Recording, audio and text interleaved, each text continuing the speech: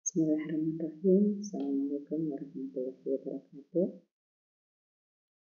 Seminar parenting skill yaitu melejitkan potensi anak dengan pembelajaran yang menyenangkan di era digital yang dipersembahkan oleh RA Muslimat Jersan Lara Ponorogo. Bersama saya Tilik Wahyuni, praktisi pendidikan anak usia dini, mengabdi selama 32 tahun di dunia pendidikan. Perkenalkan, saya seorang peserta PAUD yang terus belajar dengan pendidikan S1, pendidikan agama Islam, S1 pendidikan anak usia dini, dan S2-nya psikologi pendidikan Islam. Tugas tambahan sebagai asesor PDN, dosen PG PAUD UP Surabaya, fasilitator pendidikan guru penggerak Indonesia, sekaligus pembina yayasan Cahaya Quran Inayah Pulung Ponorogo, yaitu Gria Quran Al-Inayah 1-4. Bapak Ibu semuanya yang dirahmati Allah, langsung saja kita akan membahas materi yaitu apa itu potensi. Nanti akan kita bahas di sini. Mengapa potensi itu penting dikenali sejak dini? Selanjutnya bagaimana cara mengembangkan potensi anak dengan pembelajaran yang menyenangkan di era digital. Selanjutnya yaitu contoh aktivitas yang dapat diberikan, macam potensi, dan cara orang tua membersamai anak. Inilah yang paling penting yang akan kita bahas pada kesempatan yang berbahagia ini. Nah, Bapak Ibu semuanya, apa itu potensi? Potensi adalah kemampuan yang ada dalam diri manusia yang memiliki kemungkinan dapat dikembangkan dan dimaksimalkan dengan latihan dan fasilitas yang baik. Dalam surat At-Tin dijelaskan bahwa ayat 4, sesungguhnya kami telah menciptakan manusia dalam bentuk yang sebaik-baiknya. Makna ayat tersebut adalah manusia diciptakan dengan kesempurnaan fisik dan mental, menunjukkan bahwa Allah memberikan potensi dan kapasitas yang luar biasa kepada setiap individu yang berkembang dan ingin berprestasi. Nah, Bapak Ibu semuanya, manfaat mengenali potensi anak sejak dini, yaitu meningkatkan kepercayaan diri, karena pada saat ini anak adalah periode emas atau golden age dalam perkembangannya, yaitu meningkatkan motivasi belajar pada anak, meminimalisir tekanan pada anak saat belajar. Fondasi utama pembentukan karakter dan kecerdasan ini yang akan kita sampaikan dan membantu membangun hubungan baik anak dan orang tua atau pendidik.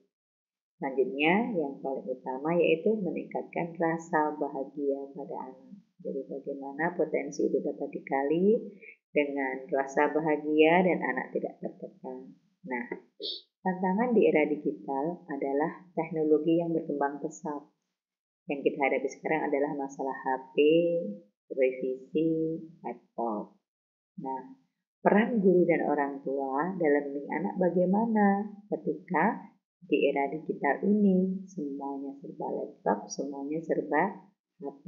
Nah, bagaimana cara berpotensi? Yaitu adanya pembelajaran interaktif. Maksudnya di sini adalah menggunakan teknologi video edukasi, aplikasi dan interaktif. Jadi pembelajaran sekarang boleh HP-nya itu dengan ada kesepakatan awal. Jadi menggunakan HP mungkin cukup 1 jam atau mungkin menggunakan video-videonya kita arahkan dalam bimbingan sehingga anak-anak itu media edukasinya atau HP yang dipegang itu lebih bermanfaat karena sesuai dengan apa yang dibutuhkan sesuai usia anak tersebut. Selanjutnya memberikan pendidikan yang tepat dan kontekstual. Di sini adalah pendidikan yang tepat dan kontekstual itu pendidikan nyata. Jadi misalnya ibu masak, nggak apa-apa diajak masak, tapi bidang tertentu yang kira-kira anak mampu. Misalnya kalau menggoreng belum berani, nanti takut panas, latihan menggoreng dulu, itu senang anak. Terus memberikan pengalaman dan peluang yang beragam. Jadi nanti mereka diberi kesempatan untuk berekspresi, boleh olahraganya, boleh kegiatan lainnya. Itu ada anak yang mengikuti orang tuanya.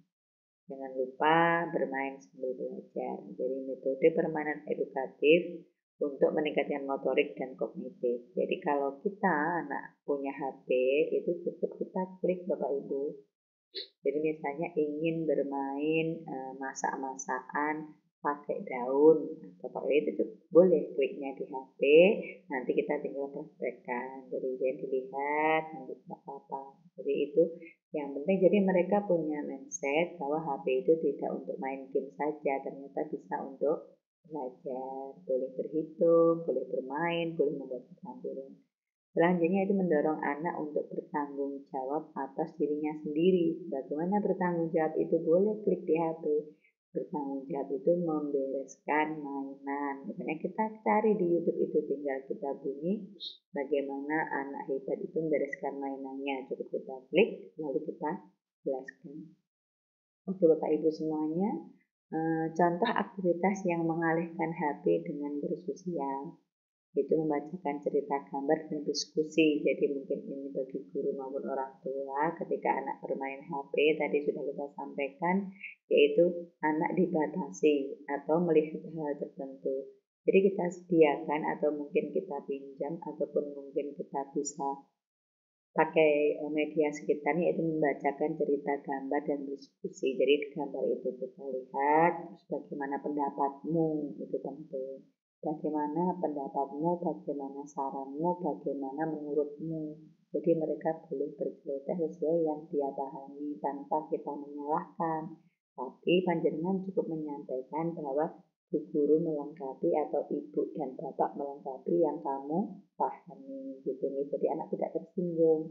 Bermain peran dan mengenalkan permainan waktu kita kecil dengan teman. Jadi ada kapsi, baksodor, karena itu adalah sarana agar mereka tidak terhindar, agar mereka meminimalisir penggunaan HP.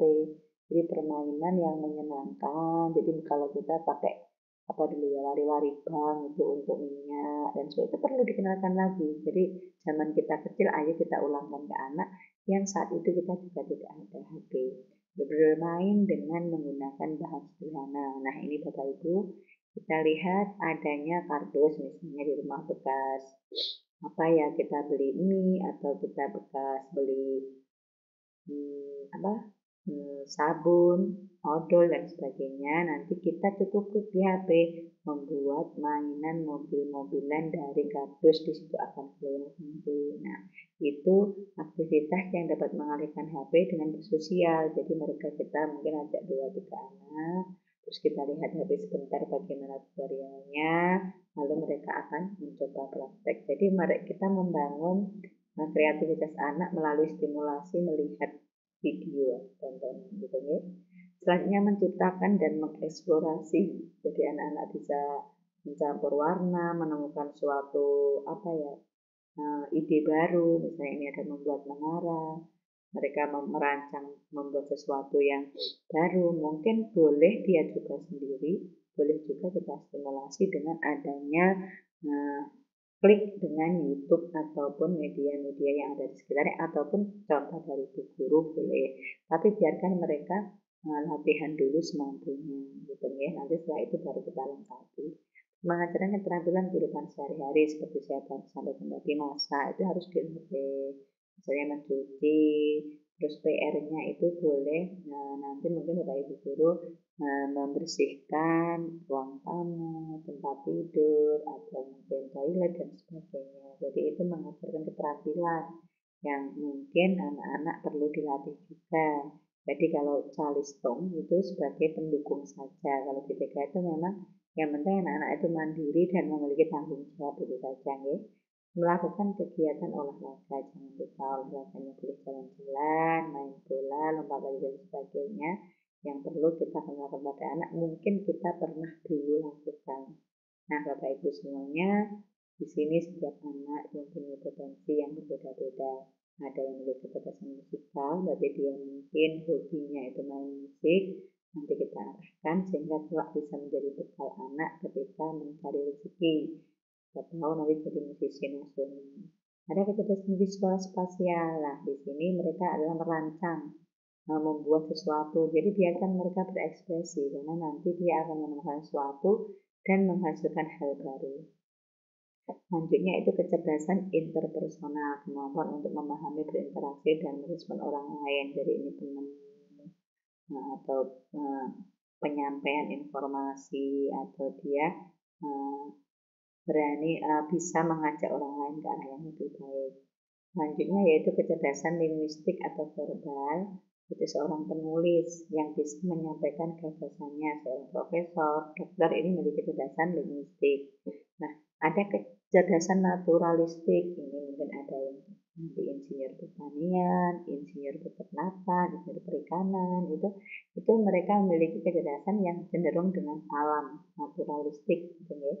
Ada juga kecerdasan logis matematik, jadi mereka memahami sebab akibat, nanti akan digali lagi, akhirnya jadilah seperti B.J. Habibie, menghubungkan, mencoba merakit, jadilah pesawat. Kecerdasan kinestetik tubuh, jadi mereka nanti kalau ada yang kemampuannya di bidang olahraga, sehingga mereka jadi bisa misalnya atlet nasional, petinju nasional, internasional, bahkan dan sebagainya.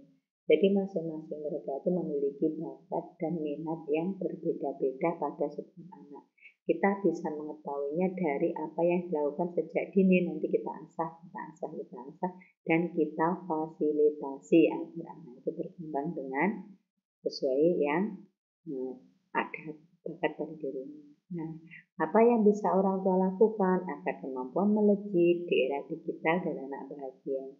Menyadari bahwa setiap anak unik dengan potensi masing-masing. Jadi kita tidak bisa memaksa A, B, dan C seperti ini, tapi dia mempunyai sendiri kemampuan yang tertentu. Memberikan stimulasi yang tepat sesuai umur. Jadi apa sih? Misalnya dia di olahraga, berarti ya mungkin suka bola ya dia bisa di bola, ya.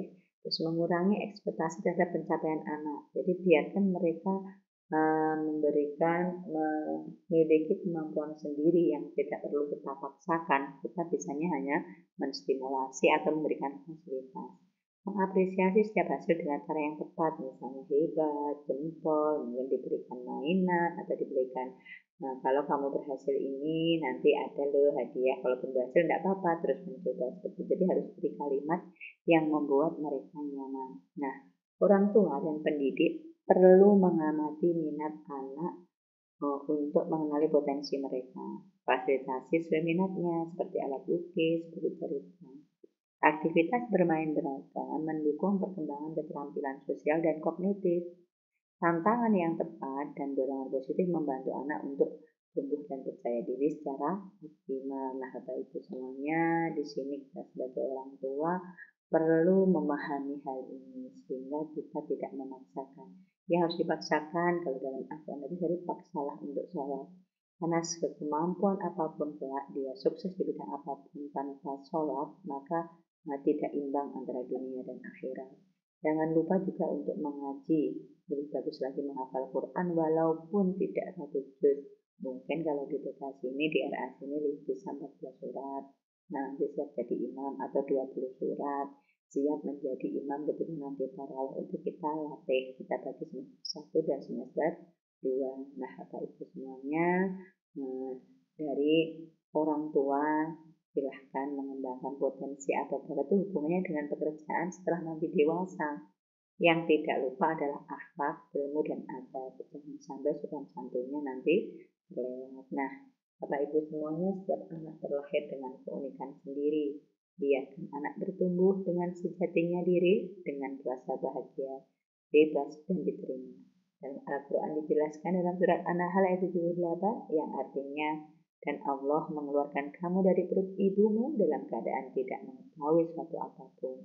Dan dia memberimu pendengaran, penglihatan, dan hati yang nurani agar kamu bersyukur. Nah, cara kita bersyukur adalah memberikan fasilitas dan potensi. Terima kasih dan sukses bersama buah hati tercinta. Assalamualaikum warahmatullahi wabarakatuh. Mohon maaf apabila ada salah kata.